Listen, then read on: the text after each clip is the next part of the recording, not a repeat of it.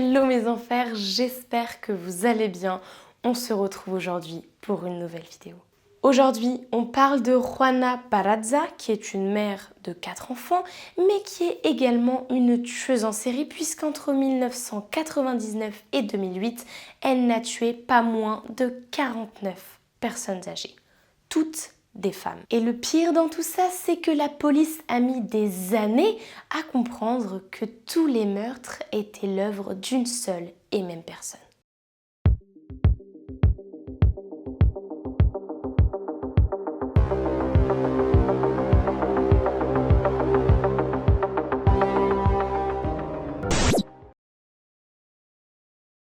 Juana Dayanara Barazza Samperio naît le 27 décembre 1957 dans l'état d'Hidalgo, au nord de Mexico. Le moins qu'on puisse dire, c'est que son enfance est assez sordide. Son père, Trinidad Barazza Avila, est membre de la police judiciaire et il ne trouve rien de mieux à faire que d'aller batifoler à droite à gauche.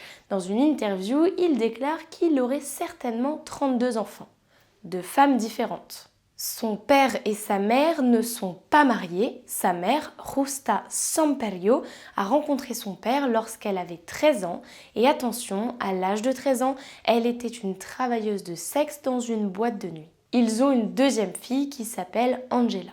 À l'âge de 5 ans, Barazza est séparée de sa sœur. Sa sœur part vivre chez son père et elle vit chez sa grand-mère maternelle, donc avec sa mère, sa grand-mère, mais aussi avec le nouveau compagnon de sa grand-mère qui s'appelle Refugio Samperio. Barazza s'entend très bien avec son nouveau beau-grand-père, elle lui fait énormément confiance, mais ce dernier se tape non seulement la grand-mère, mais aussi la mère. Barazza n'est pas une petite fille comme les autres, elle ne va pas à l'école, donc elle n'apprend pas à lire ni à écrire et elle reste à la maison coupée du monde extérieur à faire des corvées, des tâches ménagères. Tous les jours, sa mère lui hurle dessus et la frappe aussi. Et donc, elle est vraiment enfermée dans ce cocon familial. Cocon familial ici, ça n'a rien de très positif. Elle n'est pas du tout ouverte au monde extérieur et elle restera comme ça pendant plusieurs années. Sa mère sombre petit à petit dans l'alcool. Elle est prête à tout pour avoir sa dose quotidienne. Quand je dis prête à tout, lorsque Barazza a 13 ans, sa mère l'échange contre 3 bouteilles d'alcool à un homme nommé José Lugo. Cet homme la violera à de nombreuses reprises, elle tombera enceinte puis fera une fausse couche et pendant 4 ans, il la viole, il la frappe, il la bat, il l'attache au lit et sa mère n'en a rien à faire puisque elle n'élève plus sa fille. Elle est trop préoccupée par son alcoolisme. Donc en fait, sa fille, elle passe vraiment en deuxième. D'ailleurs, elle l'a échangée, donc bon, à partir de là, je ne sais pas quoi dire. Lorsqu'elle a 16 ans, elle tombe de nouveau enceinte et elle accouche d'un fils, José Enrique Lugo Barazza. Barazza n'a pas d'argent, elle n'a pas d'endroit où aller. Comme je vous l'ai dit, elle n'est jamais allée à l'école, donc elle ne sait pas lire, elle ne sait pas écrire, elle ne peut pas vraiment trouver de travail, du moins c'est très compliqué. Donc elle reste avec son violeur, José Lugo, et c'est souvent un peu comme ça dans les relations de violeur-agresseur. En fait, d'un côté, elle a honte, donc elle n'a pas vraiment envie d'en parler à des gens, d'autant plus qu'elle a été enceinte de lui. Et d'un autre côté, comme elle est complètement perdue et qu'elle n'a pas d'argent, elle est obligée de rester avec lui. En plus de ça, elle minimise les violences qu'elle subit. On ne sait pas plus de choses, on ne sait pas non plus ce qui se passe entre l'âge de 16 et l'âge de 23 ans, si ce n'est que sa mère décède d'une cirrhose en 1980. Peut-être que cela a eu l'effet d'un déclic chez elle puisqu'elle quitte Lugo et elle déménage avec son fils à Mexico. Comme je vous l'ai dit, c'est difficile de trouver un travail quand on ne sait pas lire ni écrire, donc elle trouve plusieurs petits boulots, elle vend des vêtements, des légumes sur des marchés et elle fait également quelques ménages et quelques lessives pour des particuliers. Elle finit par se marier avec un homme nommé Miguel Ángel Barrios Garcia. Leur mariage durera 4 ans et ensemble ils auront une fille nommée Erika Erandi Barrios Barazza. Son beau grand-père Refugio décède et c'est un petit peu un drame pour elle car comme je vous l'ai dit, elle l'appréciait énormément et c'était l'une des seules personnes en qui elle avait réellement confiance. Elle élève seule ses 2 enfants, son premier fils qu'elle a eu avec son violeur-agresseur ainsi que sa fille qu'elle a eue avec son premier mari. Et elle est dans une grande ville, donc elle galère un petit peu. D'autant plus que personne ne l'aide, ni sa famille, ni les pères de ses 2 enfants. En 1984, elle emménage avec Félix Juárez Ramírez, avec qui elle restera plus de 10 ans, et elle aura 2 enfants avec cet homme, José Marvin et Emma Yvonne Juárez Barraza. Si on fait le calcul, Barraza a donc 4 enfants à sa charge. Son nouveau mari est un homme qui est chauffeur de taxi, donc il ne gagne pas assez d'argent. Du coup, elle va devoir commencer à travailler pour essayer de gagner plus d'argent afin de nourrir ses enfants. Elle vend des sandwichs et du popcorn lors des matchs de la Ligue du catch mexicain, qui est, il faut le noter, le 2e sport préféré des Mexicains après le football. Il faut savoir qu'au Mexique, la lutte professionnelle est une forme de divertissement populaire, même si elle prend une forme légèrement différente de ce à quoi on pourrait s'attendre. La lutte professionnelle mexicaine, ou lucha libre, met en scène des lutteurs ou des luchadores qui portent très souvent des masques colorés et effectuent des sauts acrobatiques hors des cordes pour lutter contre leurs adversaires. Et cela donne un spectacle à la fois intéressant et un peu étrange. Voilà, donc c'est à ça que Juana Barraza va maintenant dédier sa vie. Au début des années 90, un coach de la Ligue la repère et lui dit « Est-ce que ça te dirait de devenir catcheuse, de combattre et pour chaque match, tu peux gagner entre 200 et 500 pesos ?» Écoute, laisse-moi réfléchir.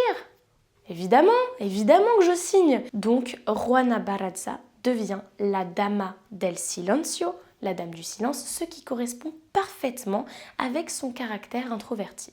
Elle connaît l'issue de tous les combats en avance et ce qu'elle aime, c'est prendre le rôle de la méchante. Quand on voit sa tenue, elle n'a pas l'air si méchante, elle a une combinaison rose et dorée, un masque de papillon, ce qui dénote avec le fait qu'elle veuille être une méchante. Barraza adore sa vie de catcheuse.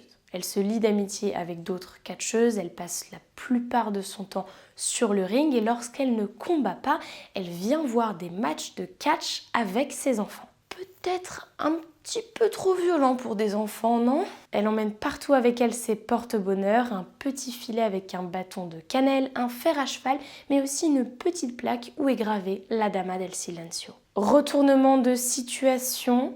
Son mari n'est en fait pas un chauffeur de taxi, mais un tueur à gages. Certains pensent que le couple s'est séparé, d'autres pensent qu'en 1994, il a tout simplement été tué lors d'un règlement de compte. À 41 ans, elle se retrouve de nouveau seule avec 4 enfants, de 21 ans, 12 ans et 2 enfants en bas âge. En plus du catch, pour arrondir ses fins de mois, elle vend des chaussettes, des sucreries et elle travaille dans une chocolaterie. Comme je vous l'ai dit tout à l'heure, aucun des pères de ses enfants ne lui apportent de soutien financier, donc elle galère de plus en plus et petit à petit, elle sombre. D'ailleurs, elle n'a jamais su justifier le pourquoi du comment le premier crime a eu lieu. Petit à petit, elle commet des petits vols. Donc en 1995, elle vole des objets dans des voitures, des articles dans des magasins et elle va même jusqu'à braquer certaines personnes avec un pistolet en plastique. Les personnes ne savent pas qu'il s'agit d'un pistolet en plastique. Et elle s'attaque à des proies bien particulières puisqu'elle choisit des femmes d'un certain âge qui sont des proies faciles et qui ne peuvent pas vraiment se défendre. Elle met même un stratagème en place. Elle arpente les rues habillée en infirmière et vient parler aux vieilles dames pour leur proposer de l'aide. Ensuite, elle s'introduit chez elle et leur dérobe des objets de valeur ainsi que de l'argent. En 1997, son fils José, âgé de 24 ans, décède dans une fusillade. Et là, rien ne va plus, elle a tout simplement l'impression que le monde entier lui en veut. C'est à partir de 1998 que la police de Mexico commence à recenser de nombreux meurtres de vieilles dames.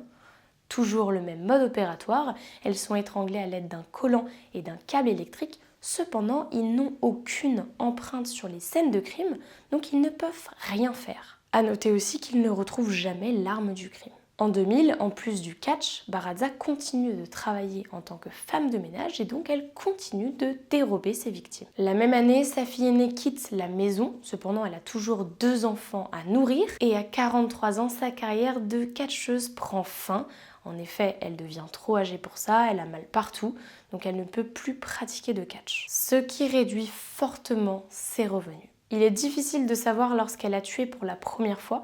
Certains disent que c'est en 1998 puisque la police a recensé une recrudescence de meurtres de personnes âgées. D'autres disent qu'elle n'a pas tué avant 2002. Pourquoi en 2002 ?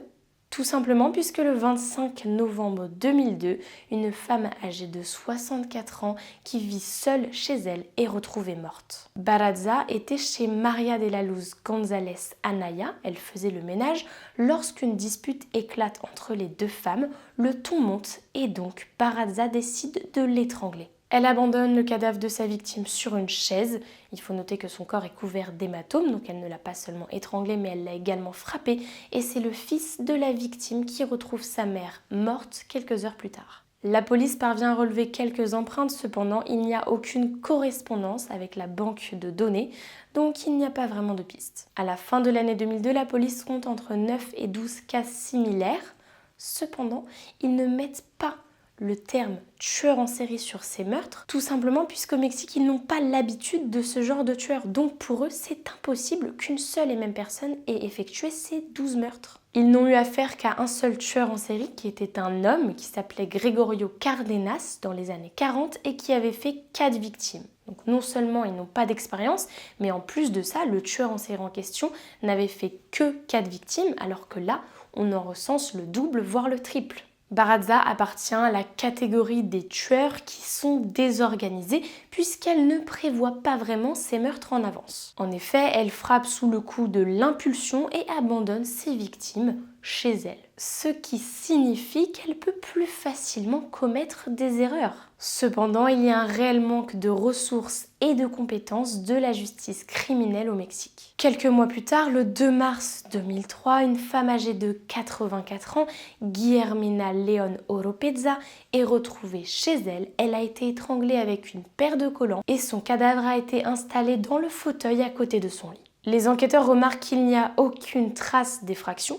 La serrure n'a pas été crochetée, donc ils se disent que la personne connaissait probablement la victime, cependant ils ne savent toujours pas s'il s'agit d'un homme ou d'une femme. Ils savent seulement que les empreintes retrouvées sur cette scène de crime sont les mêmes que celles retrouvées sur la scène de crime précédente, et donc ils sont sûrs qu'il s'agit là d'un double homicide.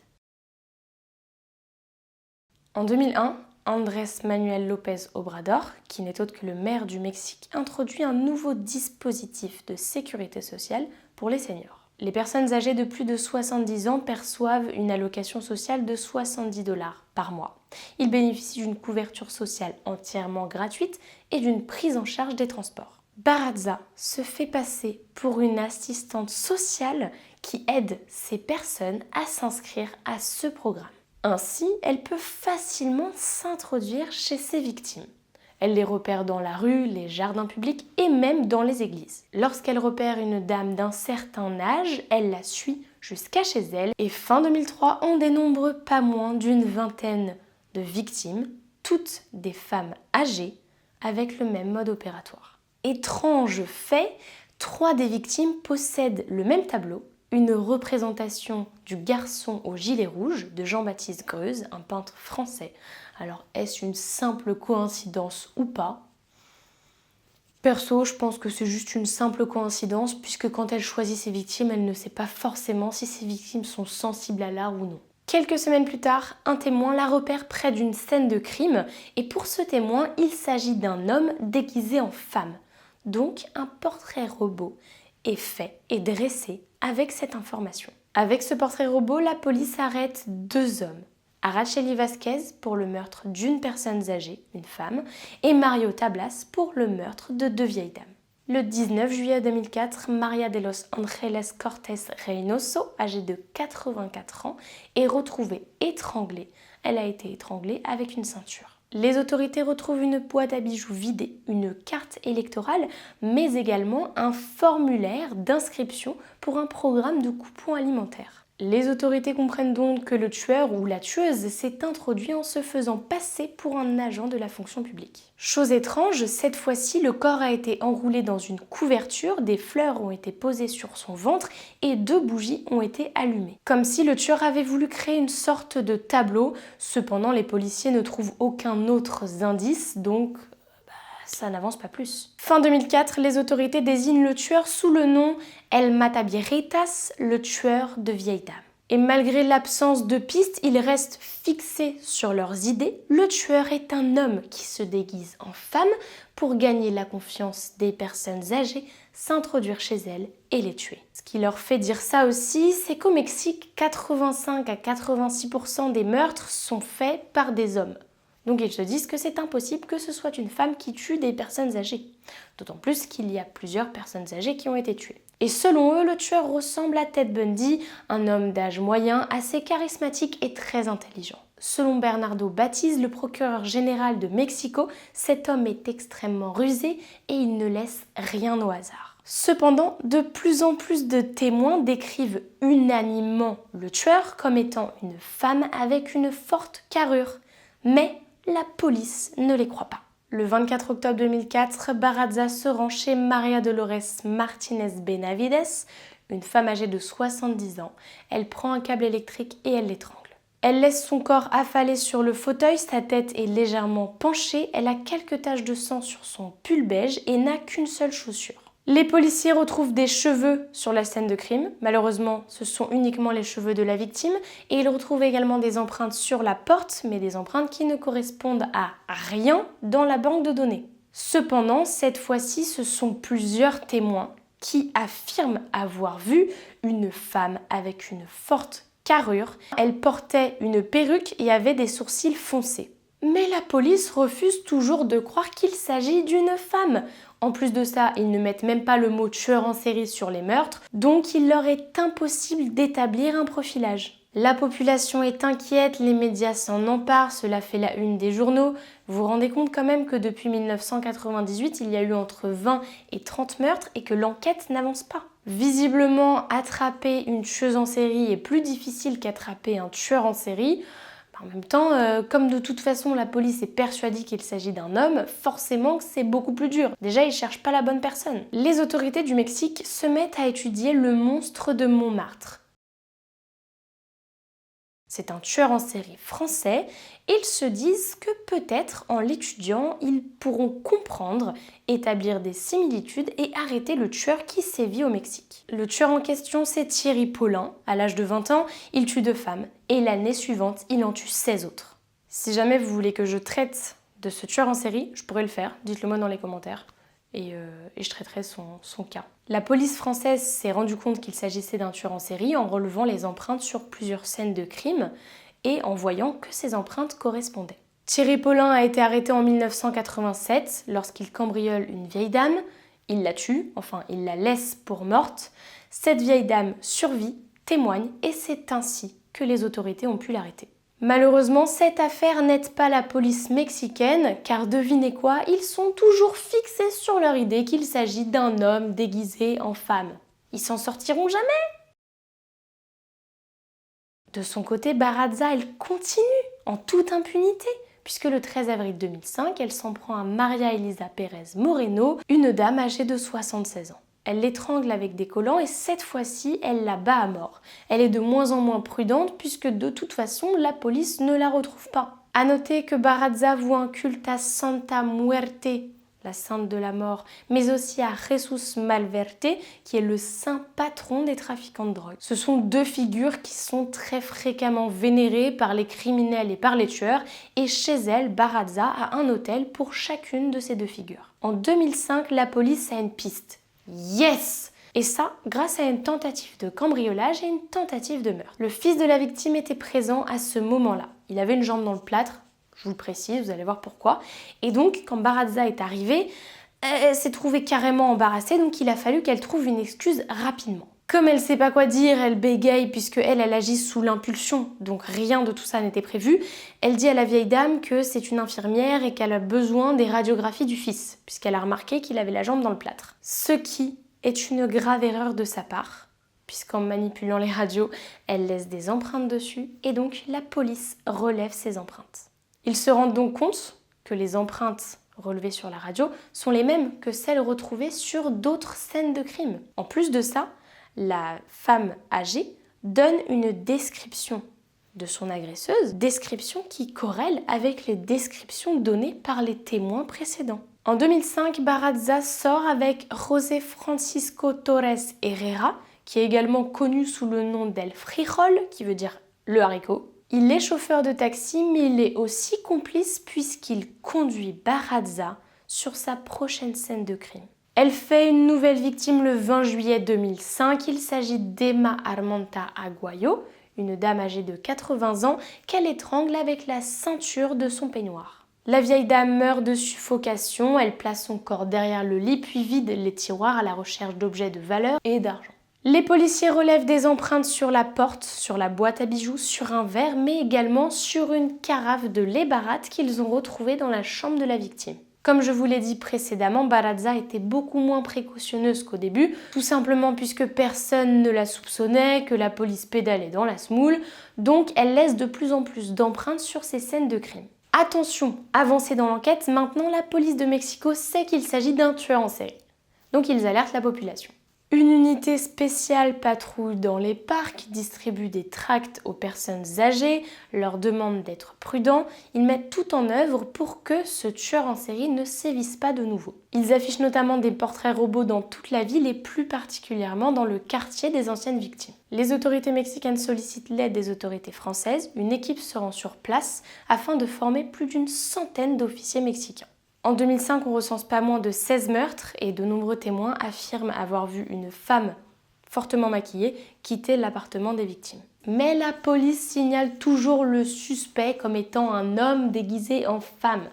Ou alors, peut-être qu'il est possible que ce soit une femme ayant la peau rougeâtre, le visage élancé, les cheveux teints en blond et âgé de 45 ans. Pour le profil psychologique, ils disent qu'il s'agit d'un homme qui est homosexuel ou bisexuel et qui aurait des tendances violentes. Il fréquenterait plus de femmes que d'hommes et aurait des relations assez proches avec les personnes âgées. Doté d'une intelligence hors norme, il entretiendrait une forte rancœur envers une figure féminine de sa vie, peut-être sa mère. Bon, l'enquête n'avance pas plus, les policiers recherchent toujours un homme, ce qui, vous vous en doutez, amène à des arrestations abusives. Fin 2005, ce sont 49 personnes qui sont en état d'arrestation.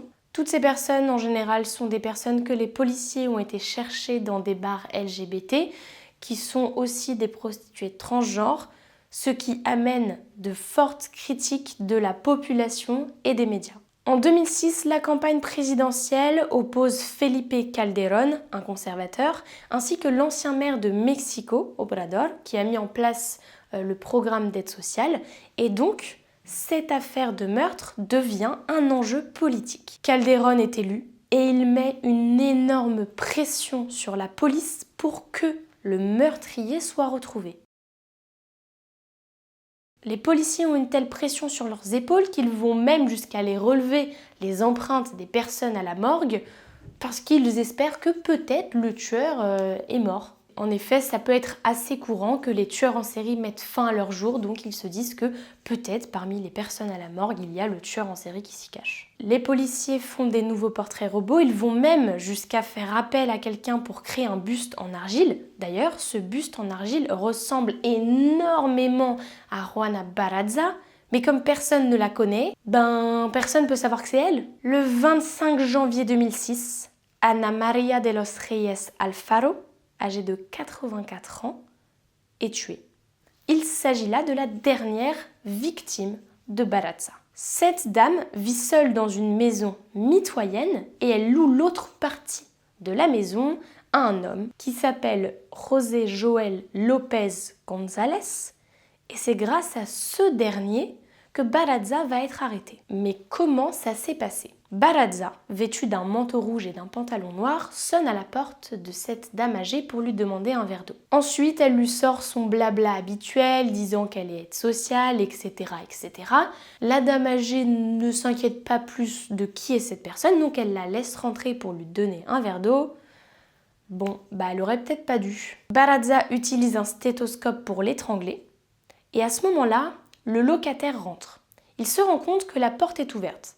Il se dit, il y a quelque chose qui est bizarre. Donc il regarde un peu à l'intérieur et là, il voit ce qui est en train de se passer. Barraza le voit qu'il l'a vu.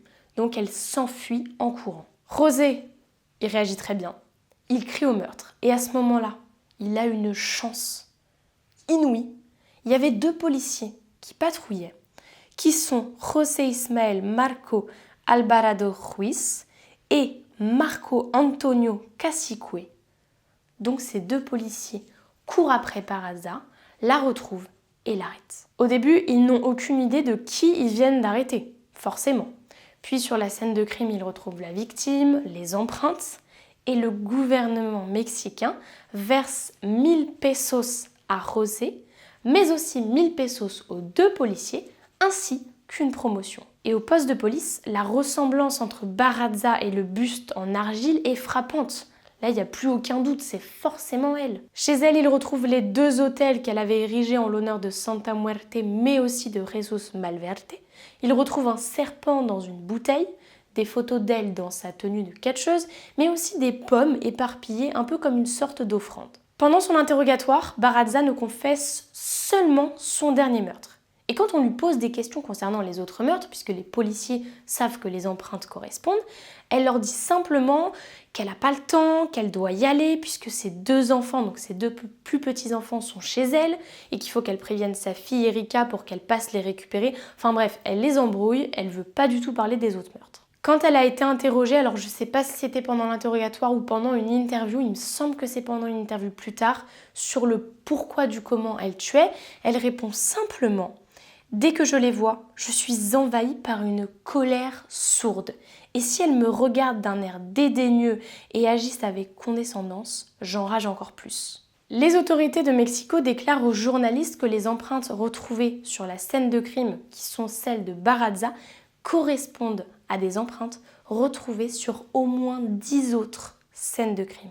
Tout le monde découvre le visage de la tueuse et ils la font même poser juste derrière le buste en argile, histoire de bien montrer aux gens que ouais, c'est bien elle. Pendant la conférence de presse, elle reste très calme, elle répond aux questions, de temps en temps elle sourit, et elle dit avoir tué sa dernière victime car elle avait besoin d'argent. Forcément, elle fait la une de tous les journaux, et quand même elle essaye d'abattre une dernière carte en disant que le suspect c'est un homme, donc ça peut pas être elle puisque c'est une femme. Et que donc, les autorités, ils font encore fausse route. De son côté, la Ligue de catch mexicaine minimise l'implication de Barraza au sein de ce sport, disant que bon, c'était pas une vraie professionnelle, que de temps en temps elle faisait des combats, mais qu'elle était plus souvent là pour regarder les matchs, pour emmener ses enfants, mais qu'en soi, elle combattait pas énormément. C'est un petit peu du mytho. Vous en doutez, dans son quartier, tous les voisins sont choqués, ils s'attendaient pas à une telle nouvelle, et sa fille aînée Erika s'occupe de ses 2 enfants. Son procès s'ouvre au printemps 2008, elle continue d'affirmer qu'elle n'a tué qu'une seule personne, qui est la dernière victime, alors que le procureur a des preuves montrant qu'elle n'en a tué pas moins de 40. Au Mexique, les procès se passent à huis clos, il n'y a aucun jury et c'est le juge qui prononce le verdict. On a 2 camps, le procureur général du Mexique qui montre son implication dans minimum 11 meurtres, les avocats qui tente de plaider l'aliénation mentale, notamment due à son enfance douloureuse. Et en plus de ça, Barraza affirme qu'elle n'est pas la seule derrière les meurtres, puisque devant la presse, elle demande « Avec tout le respect que je dois aux autorités, nous sommes plusieurs à être impliqués dans l'extorsion et le meurtre de personnes. Alors pourquoi la police ne poursuit-elle pas les autres aussi ?» Rappelez-vous, son dernier petit copain était chauffeur de taxi, complice puisqu'il l'avait amené sur des scènes de meurtre. Donc elle parle certainement de ça. Mais selon la police, Barraza a agi seule, d'autant plus que sur les scènes de crime, ce ne sont que ses empreintes qu'ils ont retrouvées. Ils les ont retrouvées sur beaucoup de scènes de crime, donc pour eux, il n'y a pas de doute, elle était seule. 4 mois après son arrestation, Barraza est reconnu coupable de 11 meurtres. Ça, c'est les meurtres dont on est sûr. Mais la police pense qu'il y en a eu pas moins de 49. Elle écope de 759 années d'emprisonnement et et apparemment, selon la presse locale, selon les journalistes locaux, elle aurait pleuré à la lecture de son verdict. Pas parce qu'elle a des remords, non, tout simplement parce qu'elle pense ne pas survivre en prison. En même temps, 759 années, je veux dire, tu y es jusqu'à la fin de ta vie là. Elle a aussi 2086 heures de travaux forcés à effectuer, tout ça au salaire minimum. Selon elle, le verdict est complètement injuste puisque c'est une femme honnête qui respecte les personnes âgées. elle se foutrait pas un peu de nous là? Non, parce que moi, quand je respecte une personne, je ne la tue pas. Au Mexique, les peines sont cumulables pour une durée maximale de 50 années. Donc, elle est libérable en 2058. Bon, en 2058, elle aura 100 ans. Donc, elle sera libérable seulement si elle est encore en vie.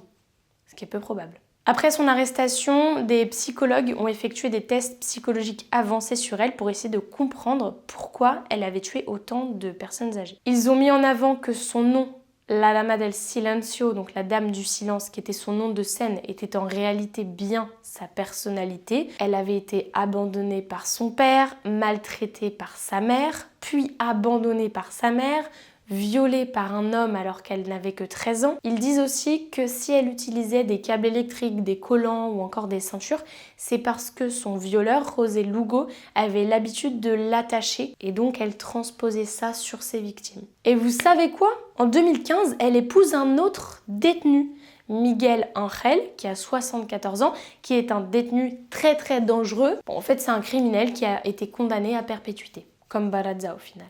Ils se sont mariés notamment grâce à un programme de l'État qui a autorisé des détenus à se marier entre eux. 48 autres couples se sont mariés. Ce programme est financé entièrement par l'État, donc ils organisent le mariage, les festivités, etc. Et si l'État fait ça, c'est pour que les détenus entretiennent des relations ensemble, créent des liens. Ce qui est assez marrant entre gros guillemets, c'est que ce sont les criminels les plus dangereux qui ont besoin d'affection et qui ont donc répondu à ce programme pour se marier entre eux. Bon, le mariage n'a pas marché puisqu'en 2016, un an plus tard, ils divorcent. Actuellement, j'ai pu lire qu'elle était dans une prison pour femmes, Santa Marta Acatiltla, et qu'elle n'avait jamais confessé d'autres meurtres. Pedro Torre Eye a adapté pour la télévision mexicaine dans une émission qui s'appelle Mujeres Asesinas 3. Donc il a adapté la vie de Juana Peraza dans un épisode qui s'appelle Maggie Pensionada. Aussi, le 19e épisode de la saison 1 de la série Criminal Minds, qui s'appelle Machisme, est en partie basé sur l'histoire de Juana Peraza. Voilà, c'est la fin de cette histoire. Je pense que la vidéo est un petit peu plus longue que d'habitude. Il y avait énormément d'éléments quand j'ai commencé à creuser sur cette tueuse en série. Encore merci à Caro True Crime qui m'a fait découvrir cette histoire. Perso, je la connaissais pas du tout, j'en avais jamais entendu parler. Je ne sais pas si vous la connaissiez ou pas. J'espère que vous la connaissiez pas et que je vous l'ai fait découvrir. Dites-le moi dans les commentaires. Aussi, avant de vous quitter, je voulais vous remercier car on est de plus en plus nombreux sur cette chaîne YouTube. Donc un grand merci. Et c'est la première fois que je vais vous dire ça, mais n'hésitez pas à vous abonner, à aimer la vidéo si vous l'avez aimée et à la partager et aussi partager cette chaîne. Comme d'habitude, je vous attends dans les commentaires, je lis tout et je vous dis à la semaine prochaine pour une nouvelle vidéo.